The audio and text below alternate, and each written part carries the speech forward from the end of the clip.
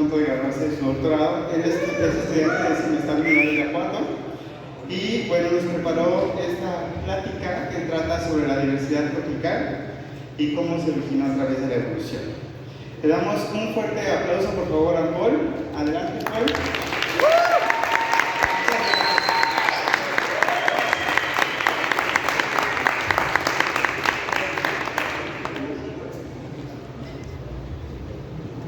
Bueno, hola, buenas tardes a todos, muchas gracias por venir a esta charla a la cual titulé pues Biodiversidad tropical y los mecanismos evolutivos que la originan.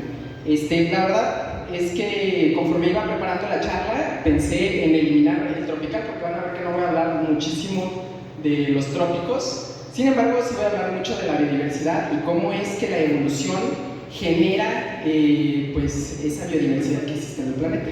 ¿No? Entonces, pues quiero empezar esta charla con una frase célebre que está en todas las tesis de biología de México, en el que hablamos de que México es un país megadiverso. Esta es la frase, es la vieja confiable. Y México, bueno, pues sí es cierto que es un país megadiverso y junto con otros 16 países es uno de los países megadiversos del mundo, ¿no? Pero muchas veces no sabemos realmente qué significa esto o qué importancia tiene o cómo es que México llegó a ser un país megadiverso, ¿no? Entonces, para poder seguir con la vieja confiable, pues vamos a definir algunas cosas primero. Entonces, lo primero que tenemos que preguntarnos es ¿qué es la biodiversidad? Y seguramente lo que ustedes se imaginan que es la biodiversidad está muy cerca de la realidad que es, ¿no? O sea, ¿alguien quiere gritar qué es la biodiversidad? La diversidad biológica, sí. Entonces, pues efectivamente, la biodiversidad la podemos entender como la variedad de la vida, ¿no? Y abarca no solo las especies animales y las plantas, sino que desde los ecosistemas, las especies y los genes que existen dentro de las especies que nosotros tenemos en la Tierra. Y estudiar la biodiversidad es estudiar todas las relaciones que existen de los seres vivos entre ellos y su entorno, ¿no? Y como bien lo dice este póster de la Conavio, pues biodiversidad es bienestar.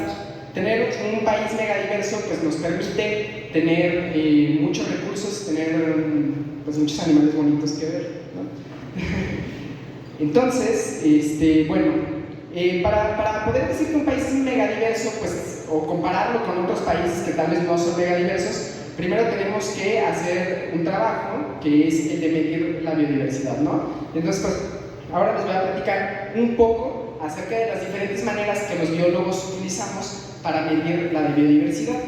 La primera medición, que es la más fácil de llevar a cabo, que ustedes podrían llevar, por ejemplo, en su jardín, es el de contar la riqueza de especies. La riqueza de especies nos dice cuántas especies diferentes hay en alguna región geográfica, ¿no? Entonces les digo, ustedes pueden contar la riqueza de especies de su jardín contando cuántos tipos de plantas diferentes hay y lo pueden comparar con el jardín de su vecino y decir, ah, bueno, pues mi vecino nada más tiene zacate, tiene pasto, que está medio feo y que no lo he regado, pues tiene una especie, ¿no? Y yo tengo lavanda, tengo romero, tengo unos girasoles y mi pasto, ¿no? Entonces, mi jardín tiene mayor riqueza que el jardín del vecino, ¿no? Entonces, en este ejemplo les pongo un mapa aquí arriba en el que tenemos una región geográfica que marca con un círculo como una A y tenemos un montón de diferentes especies, ¿no? Hay una serpiente, una tortuga, un montón de salamandras, porque los que me conocen saben que me gustan mucho las salamandras, es lo que estudio, algunas serpientes, ranas, etcétera, ¿no? Entonces, la región geográfica A, en este caso, tiene una riqueza de especies pues, de 10, ¿no? Tiene 10 especies diferentes. Podemos esto compararlo con otra región, que es la región B, que a lo mejor no sabemos por qué, no nos interesa tanto saber por qué, pero tiene una riqueza menor, ¿no? Entonces, pues la región B tiene una riqueza de especies de nada más 6 especies, ¿no? Algunas de las especies se comparten, puede ser que las especies no se compartan entre sí, pero es la primera medición para poder saber si un lugar tiene mayor biodiversidad o menor biodiversidad, ¿no? Y de nuevo, yo les pongo los dibujos de los animales porque pues yo estudio animales, estoy en laboratorio de vertebrados, pero puede ser con plantas, puede ser con hongos, puede ser con microorganismos, ¿no? O incluso puede ser con genes. Bueno, entonces ya sabemos que podemos tener las riquezas de especies y podemos decir la riqueza de especies de la zona A tiene una mayor riqueza de especies que la zona B.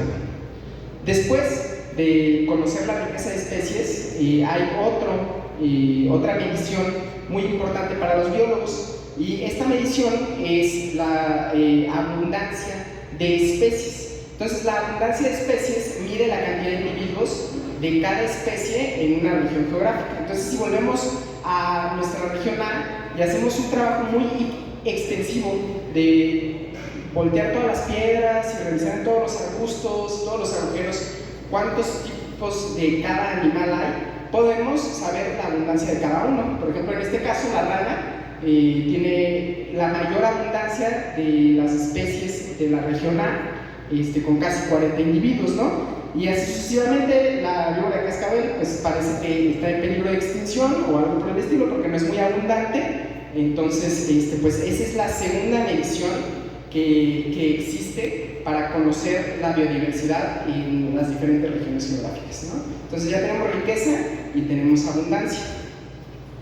Estas las podemos utilizar, estas dos medidas las podemos utilizar con muchos diferentes métodos matemáticos que existen para medir y comparar la biodiversidad, ¿no? Entonces, por ejemplo, yo les puse nada más el que es mi favorito, que es el índice de Shannon. Y el índice de Shannon lo que hace es que nos da un valor, un número, a través de una ecuación matemática, y nosotros podemos decir, bueno, pues una región que tiene un índice de Shannon mayor tiene mayor biodiversidad que una región que tiene un índice de Shannon menor. Y el índice de Shannon, en este ejemplo, les prometo que es lo último de matemáticas que va a haber, y nada más es contar. El índice de Shannon lo que toma en cuenta es la sumatoria de las proporciones de cada especie en cada una de las regiones, ¿no? Entonces, pues no importa tanto, el punto es que es una de las muchísimas medidas matemáticas que existen para comparar entre regiones y decir si es una más diversa que otra, ¿no? Bueno, pues hasta ahí vamos bien, ¿no? Sí. Bueno, pero ¿qué da origen a la biodiversidad? ¿No? ¿Qué es lo que hace que existan diferentes especies en diferentes lugares, ¿no? Entonces, por ejemplo, aquí en este pequeño diagrama, el círculo pues representa la región geográfica que nosotros estamos interesados en estudiar, y lo que está adentro del círculo pues son los procesos biológicos propios que ocurren en esa región para cambiar el número de especies, ¿no?, que existen en esa región. Afuera del círculo está otro proceso del cual no voy a hablar mucho hoy, pero que vale la pena mencionar, que es la dispersión, ¿no? Entonces la migración, obviamente, si llega una nueva especie a un nuevo lugar, por decir, si llega un diente de león a tu jardín, pues eso va a aumentar la riqueza de las especies que tienes en tu jardín, ¿no? Y ahora sí, le vas a seguir ganando a tu vecino por una especie más. Por otro lado, la inmigración pues puede restar especies, ¿no? A lo mejor dejas de regar tus plantas y se te mueren tus girasoles y tu lavanda, o a lo mejor tenías una ranita y estaba húmedo tu jardín, pero dejaste de regar, entonces la ranita se fue, y eso pues hace que se resten las especies que hay en una región. Bueno, eso es todo con la migración. Pero por otro lado tenemos la especiación y la extinción. La extinción obviamente resta especies a una región, y la especiación, que es el proceso contrario a la extinción, aumenta el número de especies que existe en una región. No voy a hablar mucho de la extinción porque pues todos nos podemos imaginar muy claramente qué es una extinción. Y pues hay extinciones masivas que arrasan con toda la biodiversidad, y luego a partir de lo que queda es que surgen especiaciones y surgen nuevas especies. Así que por ahí dejamos la extinción, y ahora sí voy a pasar a la parte de especiación. Entonces, ¿qué es la especiación? ¿No? Ustedes a lo mejor nuevamente pueden tener una idea en su cabeza, en especial por la audiencia que tenemos, que pues muchos son biólogos, seguramente saben qué es la especiación, ¿no? Entonces, ¿alguien quiere gritar qué es la especiación? Bueno, eso es la especiación. La especiación es un proceso evolutivo, ¿no? Y aquí es en donde entra la evolución. Es un proceso evolutivo por el cual las poblaciones se convierten en nuevas especies. Y muy deliberadamente subrayé la palabra población, ¿ok? Porque ahorita van a ver por qué. Para que pueda haber especiación, tiene que haber variabilidad en una población, o sea, tiene que haber caracteres diferentes en la población. También influyen en esto el aislamiento, que dos poblaciones estén aisladas la una de la otra ayuda a que se formen nuevas especies. Y el aislamiento puede ser geográfico, puede ser reproductivo y genético.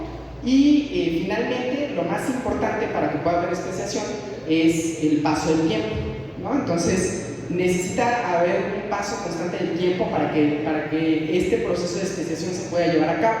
Por ejemplo, bueno, no sé si alguien sabe qué es este dibujito de aquí. Probablemente algunos hasta tienen tatuajes de este dibujo. Y pues esto representa eso, ¿no? Representa la especiación. Esto nos habla de que tenemos una población inicial y con el paso del tiempo se van dividiendo en nuevas poblaciones o nuevas especies, ¿no? ¿Alguien sabe quién hizo este dibujo? Darwin, así es, ¿no? Entonces no podemos hablar de especiación y de biodiversidad y de evolución sin hablar de Darwin, ¿no?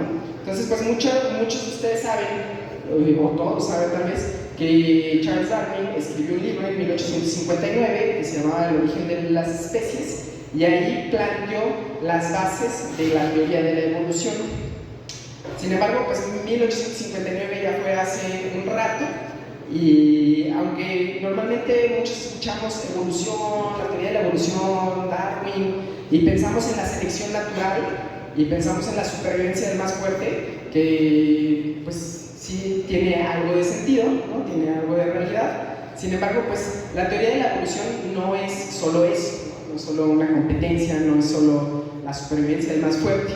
De hecho, recientemente en el mundo de la biología evolutiva hay movimientos para tratar de disipar estas ideas que pueden incluso repercutir socialmente de forma tóxica en la sociedad, ¿no? Porque pues mucha gente quiere ser el más fuerte y quiere ser el más poderoso y se creen que así es como funciona la vida. Sin embargo, pues han pasado muchos años desde que Darwin planteó la teoría de la evolución, y ahora tenemos algo nuevo, ¿no? Algo nuevo que se llama la síntesis moderna de la teoría de la evolución. Esto lo podemos entender como las fuerzas que influyen sobre la evolución. ¿Cuáles son las fuerzas que verdaderamente están dando paso a que haya nuevas especies, a que haya mayor biodiversidad, etcétera, ¿no? Y ha habido una infinidad de gente que ha trabajado muy fuertemente pues, en expandir las ideas evolutivas, ¿no? Y en entender mejor qué son estas fuerzas, ¿no? Pues tenemos a Fisher, a Hanak, a Dobzhansky, a Rosalind Franklin, a Watson Crick, se me olvidó el nombre de Moto Kimura y Otto, ¿no? Que tienen la teoría neutral y casi neutral.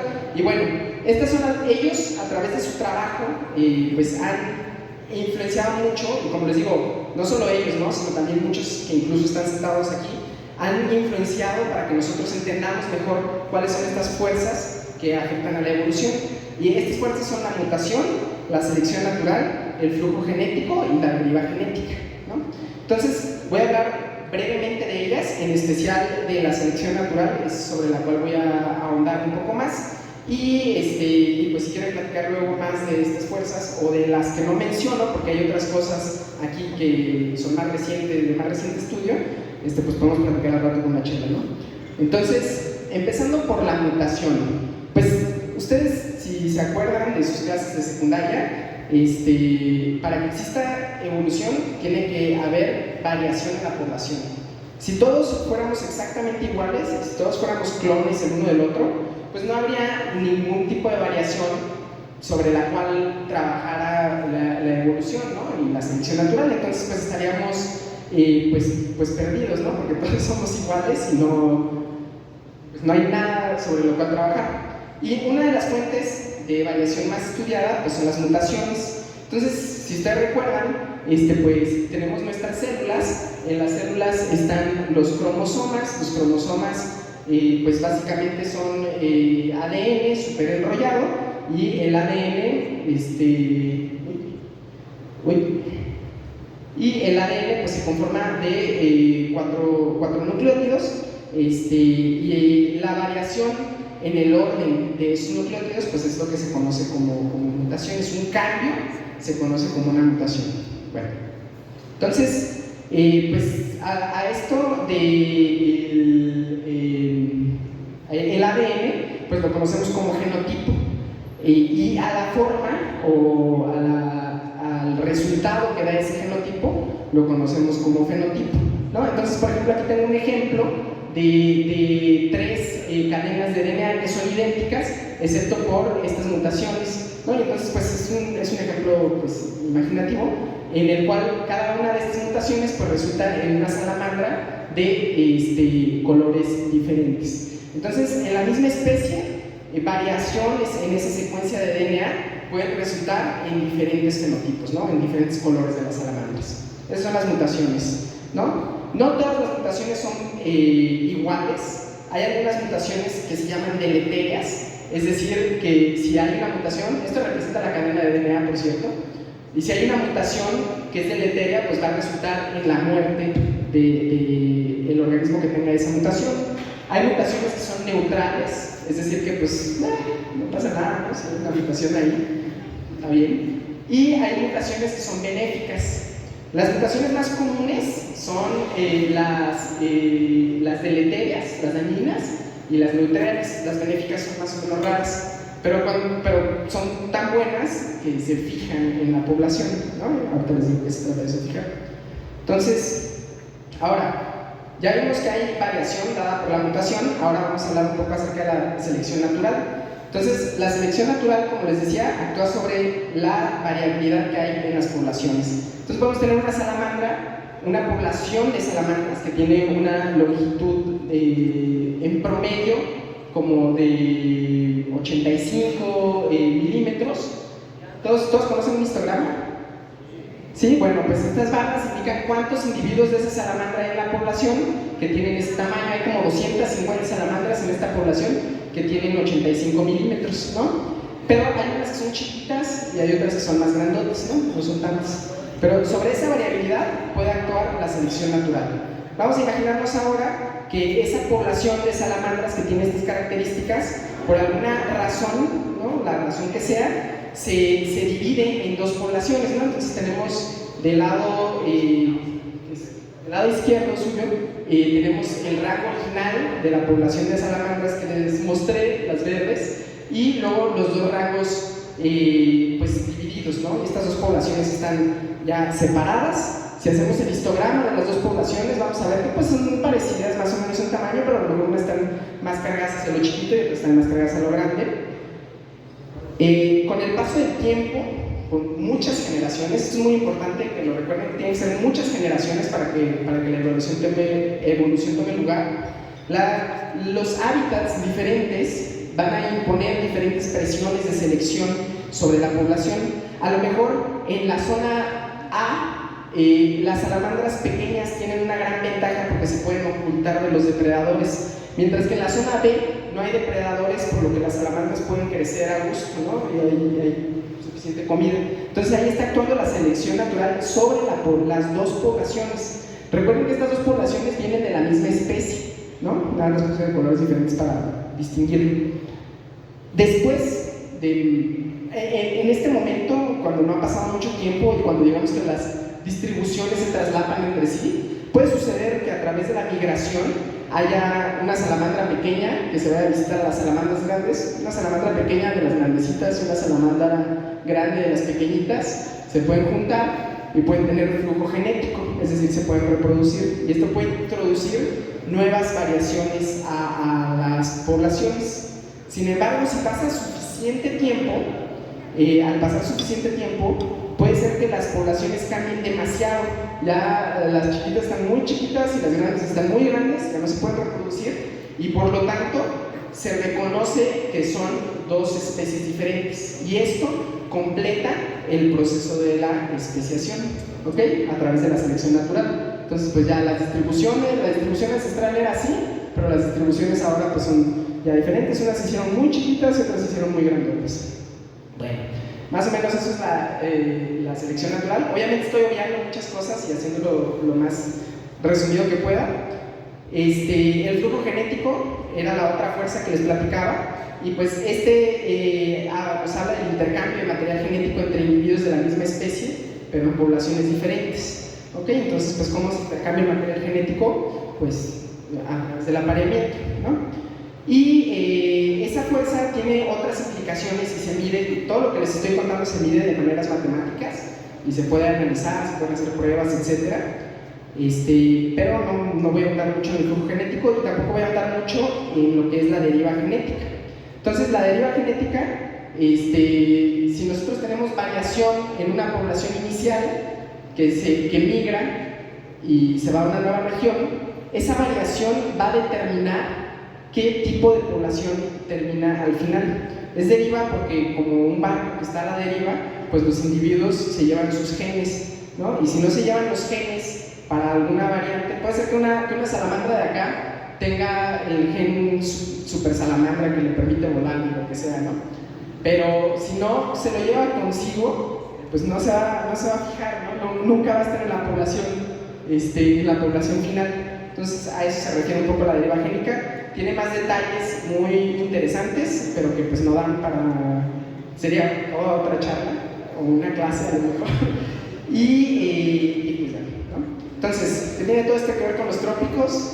No mencioné los trópicos para nada. Aquí los voy a mencionar rápidamente. Hay muchas preguntas acerca de la riqueza de especies en el mundo, porque si se fijan con la riqueza global de anfibios, pues hay mayor riqueza de anfibios en las zonas de los trópicos. Un poco acá en Estados Unidos nos robaron unos cuantos de los anfibios, pero la mayor riqueza de especies se encuentra en los trópicos, y esto se repite con plantas, animales, hongos, etc., ¿no? Entonces hay muchas preguntas respecto a qué, y en otra ocasión les contaré cuáles son las hipótesis de por qué en los trópicos hay tanta biodiversidad. Quiero terminar con esta imagen, ya me pasé mucho de tiempo. Quiero terminar con esta imagen que es el Pale Blue Dot de Carl Sagan, o bueno, el Voyager. Toda esta historia que les cuento pasa en el único planeta que conocemos que tiene vida, que es y sería una pena ver perdidas todas esas cosas tan interesantes y que personalmente me apasionan mucho, pues por el modelo de vida que llevamos actualmente, ¿no? Entonces, los dejo con ese pensamiento. Espero que a ustedes también les apasione la evolución y la biodiversidad como a mí. Y ya nada más voy a terminar agradeciendo pues al CIMBESTAB, al CONACYT, y en especial al Laboratorio de Genómica y Biodiversidad de Vertebrados, y a todos mis compañeros del laboratorio que me han enseñado muchísimo y que me han hecho interesarme muchísimo en la biodiversidad y en la evolución. Y pues ya, pues termino. Muchas gracias.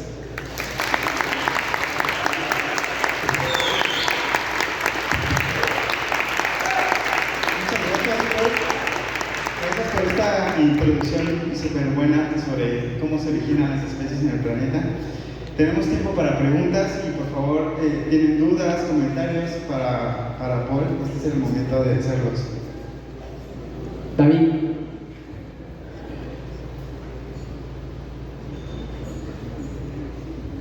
Hola Paul. Mi duda es, ¿este mismo modelo aplica para humanos? Estás hablando de biología. Digamos que si el humano es un Homo sapiens, ¿este mismo análisis se aplica? Sí. Bueno, bien. ¿Y la otra, pero si es de la biología o entra dentro de otra rama de la ciencia, digamos, demografía o el INEGI, pues, algo así?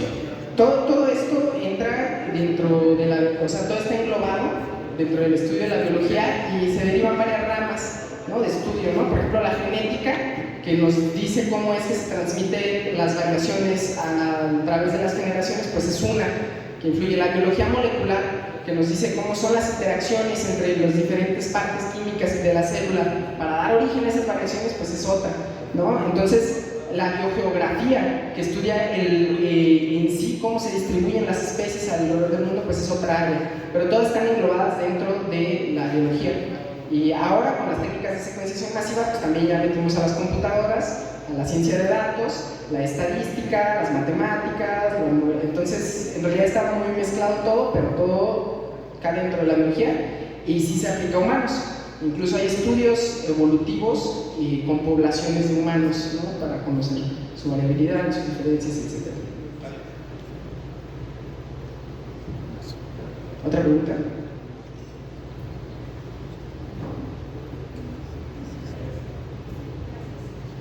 Hola, buenas tardes. Tengo una súper duda. Yo no soy bióloga y me contabas de la zona A y B, pero no me explico. O sea, si básicamente buscan piedra por piedra en toda la zona o lo hacen el conteo por un muestreo de metro cuadrado.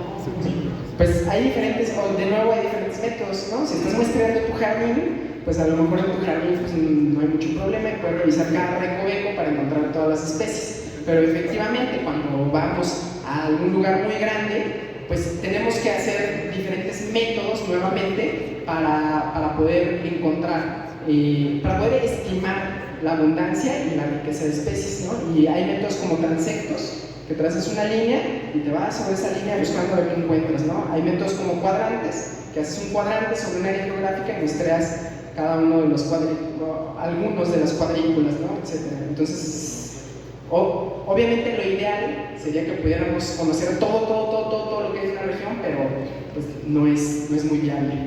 Gracias.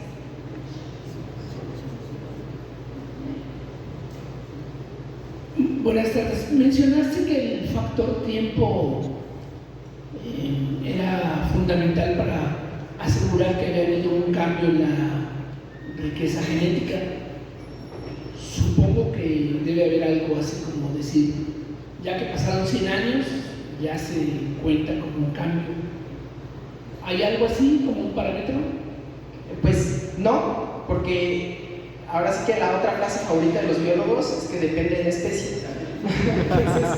Entonces, realmente, por ejemplo, muchos de los estudios se miden el número de generaciones, ¿no? Entonces, por ejemplo, el número de generaciones de un humano, o más bien, puede haber una generación en 30 años, ¿no? Porque es lo que tarda en promedio un humano en encontrar pareja, reproducirse, etc. Pero a lo mejor si nos vamos a las moscas, su tiempo de generación pues, es mucho más pequeño, ¿no? De una semana, ¿no? Y entonces puede haber más generaciones en un año de moscas que en un año de humanos. Entonces eso influye en los tiempos evolutivos, ¿no? Entre otras cosas, por ejemplo, si hay mucho flujo génico entre las poblaciones, no importa cuánto tiempo pase, las dos poblaciones van a seguir siendo la misma especie porque hay intercambio de material genético. Entonces, pues esa es más o menos la respuesta.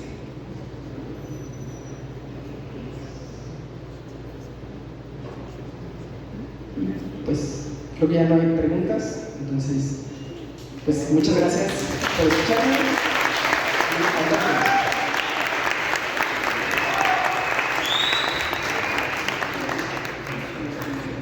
Muchas gracias.